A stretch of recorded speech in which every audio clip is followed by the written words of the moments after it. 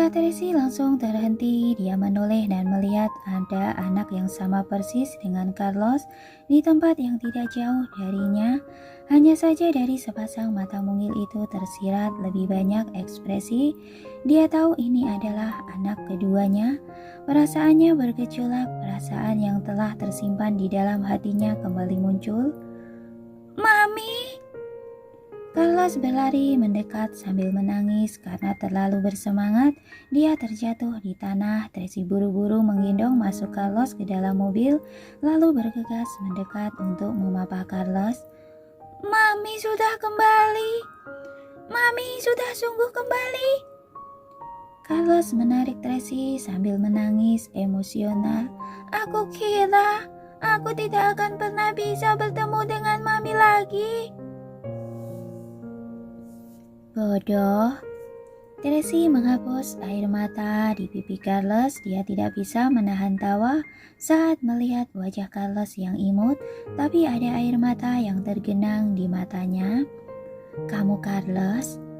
"Iya, aku Carlos. Mami tidak mengingatku." Carlos menatap Tracy dengan bingung. "Mami mengingatmu.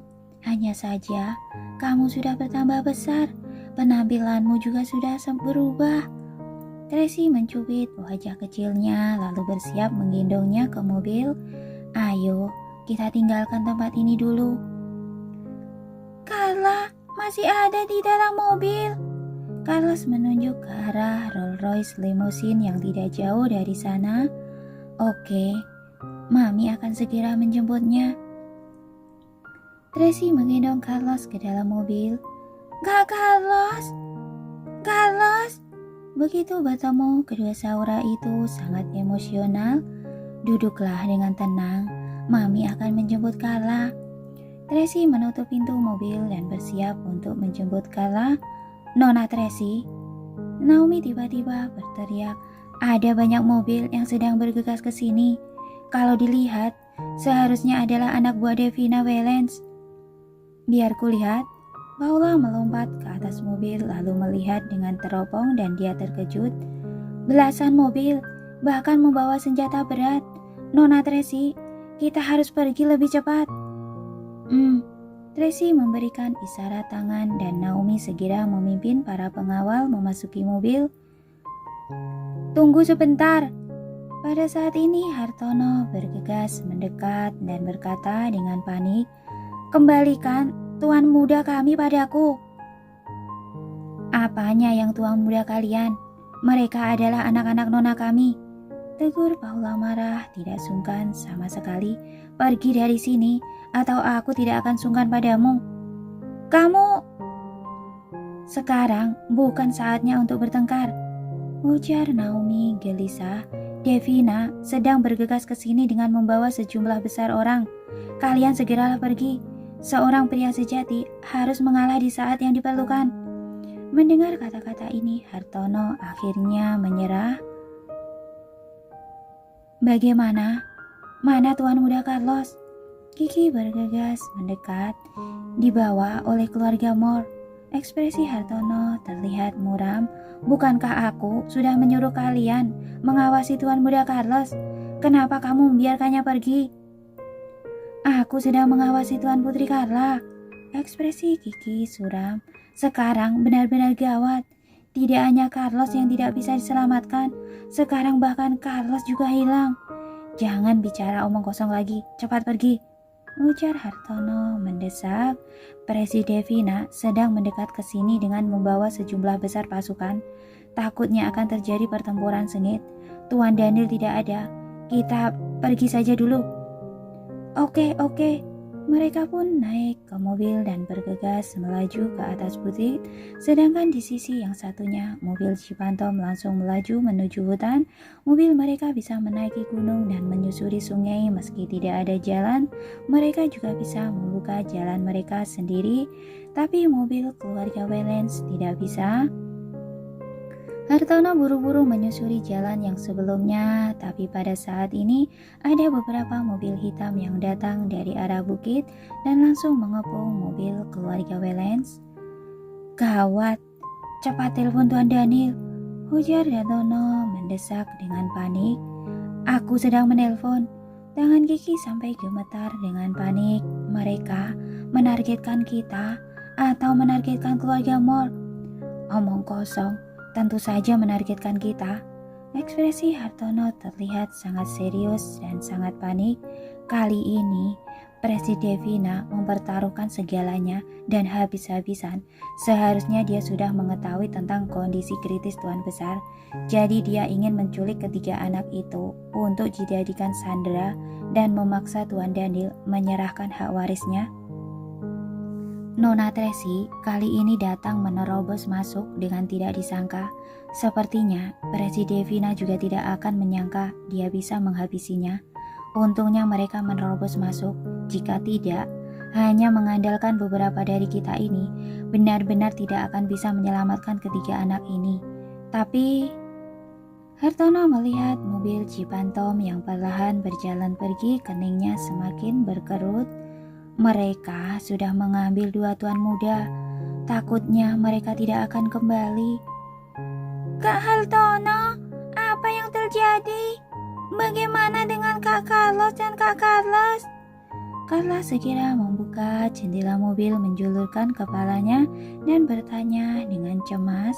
Carla, cepat masuk. Hartono mendesaknya, takut ada yang menyadari keberadaannya. Jendela mobil Cipantom yang berada tidak jauh dari sana terbuka. Tracy melihat di dalam mobil ada Carla dan segera memerintahkan, kembali. Nona Tracy, Devina turun tangan sendiri membawa dan memimpin sekelompok orang. Takutnya kita tidak bisa menang melawannya. Pahlawan sejati tidak akan termakan umpan. Lebih baik kita mundur dulu. Naomi menjujuk dengan cemas. Kedua tuan muda sudah berhasil kita selamatkan. Nanti kita... Aku bilang kembali. Tracy berteriak dengan marah. Baik. Naomi segera menutup pintu dan tidak berani bicara lagi.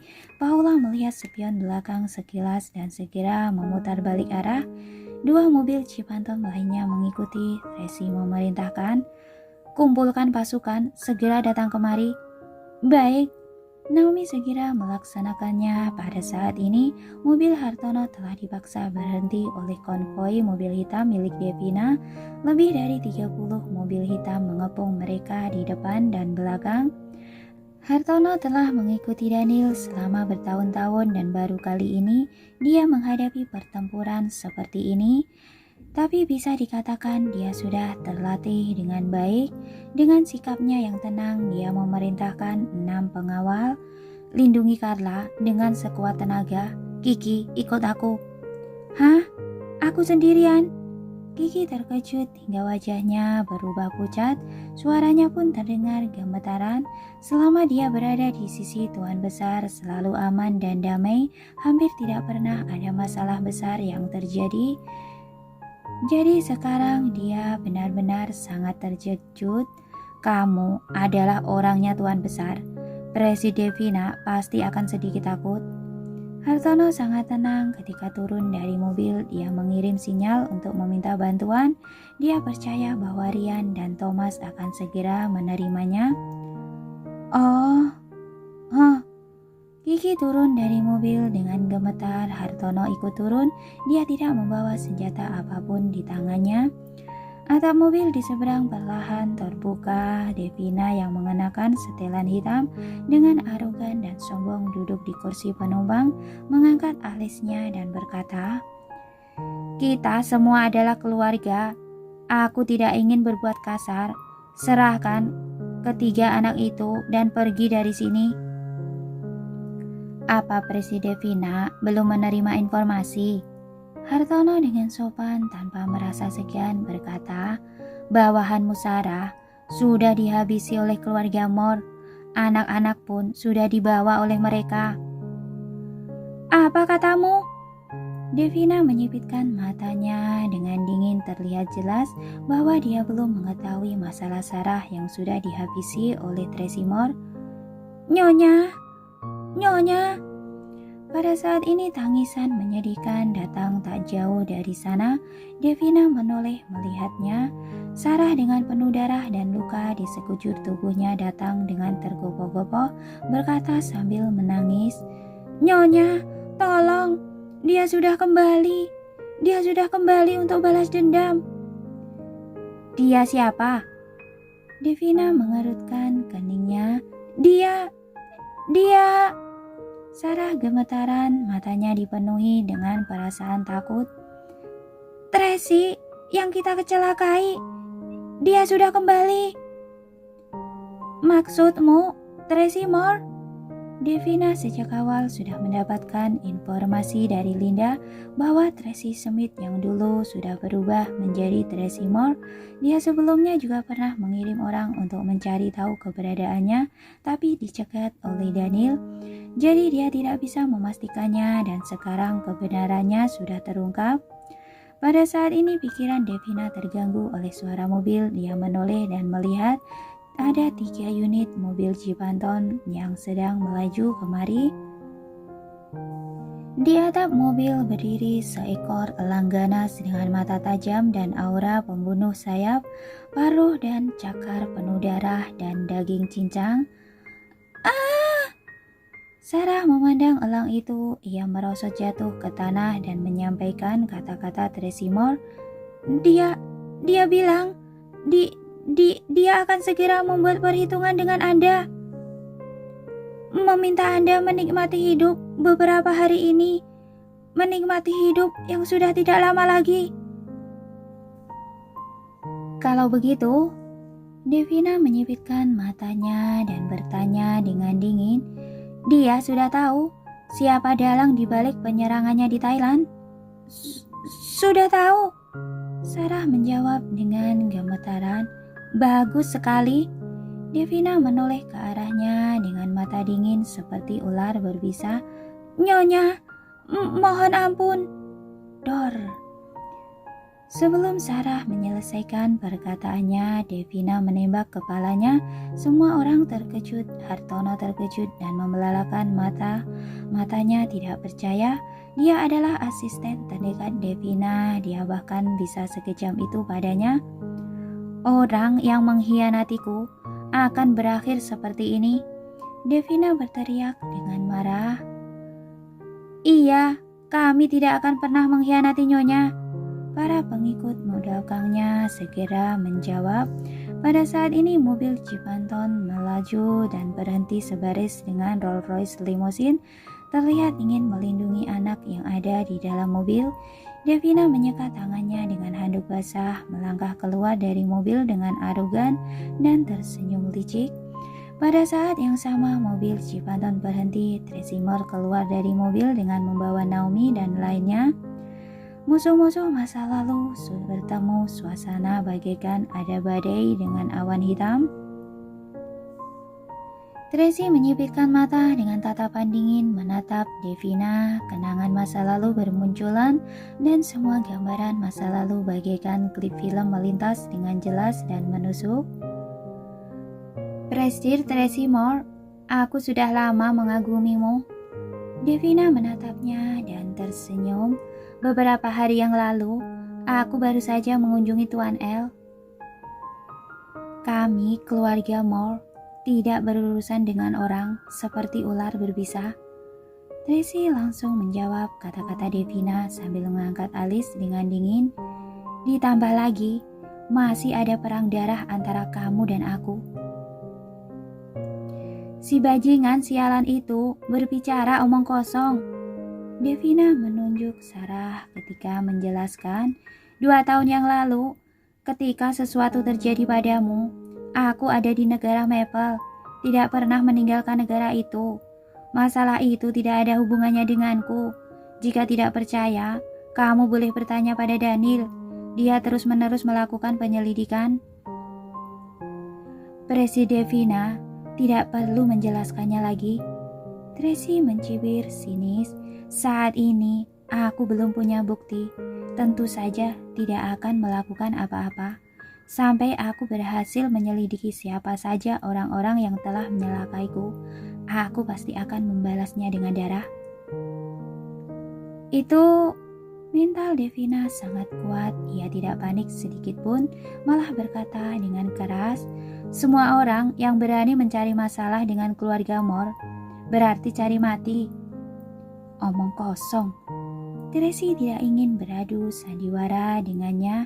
Sekarang bawa orang-orangmu dan pergi dari sini. Sikap Tracy sangat arogan karena dia tahu bahwa Devina tidak akan berani menjadi musuh keluarga Moore. Devina sekarang melawan Daniel dan sudah menghabiskan seluruh kemampuannya. Jika sekarang dia menyinggung keluarga Moore, dia hanya akan cari mati. Meskipun pertempuran antara Devina dan Tracy cepat atau lambat tetap akan terjadi, tetapi sebelum dia mendapatkan warisan keluarga Wellens, dia tidak akan bertindak gegabah. Bahkan jika dia benar-benar tidak bisa menahan amarah di hatinya, saat ini dia tetap hanya bisa menelan dan menahannya saja. Presitesi, keterlaluan jika seperti ini. Namun Devina, si rubah tua ini dengan mudah menanggapinya. Dia mengangkat alisnya dan berkata dengan dingin, "Kamu menyakiti banyak bawahanku. Aku bahkan tidak berkata apapun. Sekarang aku ingin membereskan orang-orang dari keluarga sendiri, tapi kamu malah ikut campur. Bukankah ini tidak baik? Kamu ingin berbuat apapun terhadap keluarga Wellens, aku tidak peduli. Tapi ketiga anak itu adalah milikku.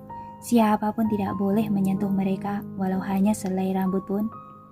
Tracy membuat isyarat. Naomi dan Paula berjalan ke sisi Rolls Royce dan bersiap membuka pintu mobil.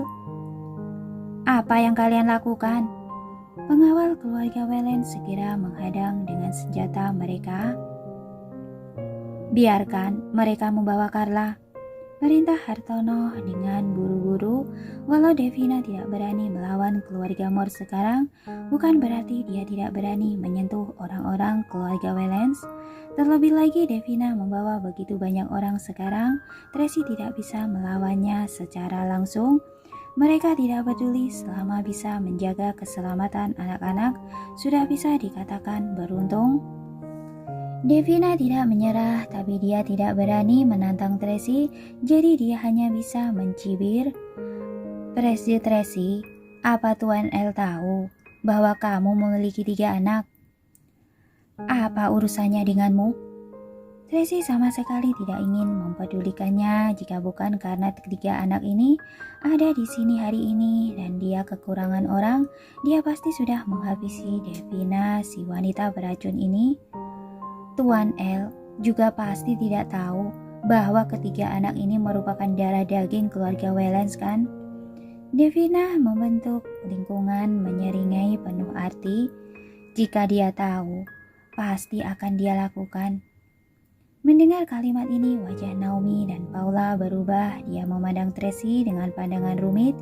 Dari luar Tracy terlihat sangat tenang, tapi di dalam hatinya juga merasa cemas. Lorenzo Moore yang berdarah dingin dan kejam, dia hanya melihat pro dan kontra dalam hidupnya, bukan simpati dan kebenaran. Saat itu demi mempertahankan posisinya sebagai pewaris keluarga Moore, dia bahkan tega menyakiti saudara kandungnya sendiri. Hal ini sudah menjadi rahasia yang tidak boleh diungkapkan di dunia bisnis. Alasan mengapa Lorenzo Moore bersikap baik terhadap Tracy adalah karena ibu Tracy, Bella Moore, pernah membawanya kembali ke rumah keluarga Moore ketika dia menjadi tunawisma. Seluruh keluarga Moore memandang rendah dirinya dan menghinanya. Hanya bibinya, Bella Moore, yang melindunginya dengan sekuat tenaga, menjaganya dan mengajarinya. Sayangnya pada saat Lorenzo berusia 10 tahun, Bella mengalami kecelakaan. Dia belum sempat membalas budi, hanya bisa membalaskan semua hutang budinya kepada anaknya Tracy Moore. Namun bukan berarti dia bisa mentolerir kenakalan Tracy, terutama karena ketiga anak ini merupakan darah daging keluarga Wellens. Perang dingin antara keluarga Moore dan keluarga Wellens sudah menjadi peristiwa yang tidak bisa dihindari. Dengan adanya ketiga anak ini, hubungan antar dua keluarga akan menjadi tidak jelas dan secara langsung akan mempengaruhi generasi berikutnya. akan ada masalah tanpa akhir di masa depan. Untuk mencegah masalah di masa depannya, takutnya pikiran-pikiran ini melintas di benaknya. Ada sedikit kepanikan di dalam hati Tracy, tapi dengan sekira dia kembali tenang dan menatap Devina dengan mata dingin. Masalah ini tentu saja aku akan menjelaskannya kepada kakak. Tidak perlu kamu khawatir. Lebih baik kamu pikirkan saja bagaimana merebut posisi penerus dari Daniel. Setelah berbicara, Tracy memberi isyarat. Naomi menggendong Carla yang sedang gemetaran dari Rolls Royce dan bersiap untuk menaiki mobil Jeep Phantom. Carla sangat ketakutan. Dia menutupi wajahnya, meringkuk di dalam pelukan Naomi dan menangis dengan suara kecil. Carla, jangan takut. Carlos dan Carlos turun dari mobil untuk menyambutnya. Naomi dan Paula buru-buru menggendong ketiga anak naik ke atas mobil. Devina menyaksikan Tracy mengambil ketiga anak itu, membuatnya kehilangan kartu terakhirnya. Ia marah sampai menggetakkan giginya. Tracy berbalik dan bersiap masuk ke mobil. Pada saat ini dari belakangnya tiba-tiba terdengar suara dor. Tracy terkejut dan menoleh, matanya terbelalak karena terkejut. Devina mendadak membunuh seorang pengawal keluarga Wellens. Anak muda yang berusia tidak sampai 20 tahun itu terjatuh bergenangan darah.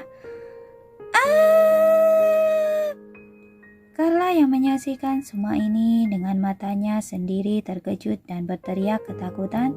Tubuh kecilnya terus gemetaran. Carlos juga terkejut, kedua kakinya menjadi lemah dan dia langsung jatuh ke tanah. Air mata mengalir dari matanya.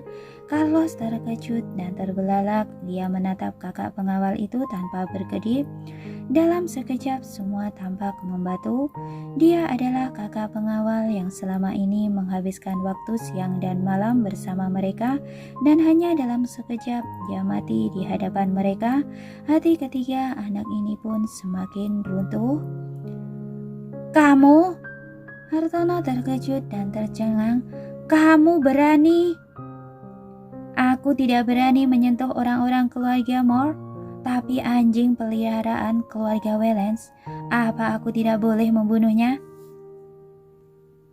Ekspresi Devina ganas dan penuh dengan aura pembunuh. Kamu keterlaluan. Kiki geram dan gemetar. Aku akan memberitahu Tuan Besar. Dor. Kembali terdengar suara tembakan lagi. Devina menembak kaki kiri Kiki. Kiki menjerit dan jatuh ke tanah kesakitan hingga wajahnya pucat. Ia menggetakkan gigi tapi tidak bisa mengeluarkan suara. Selanjutnya, giliranmu. Devina mengarahkan pistolnya ke arah Hartono. Jangan! Carlos tiba-tiba bangkit dari tanah dan bergegas maju.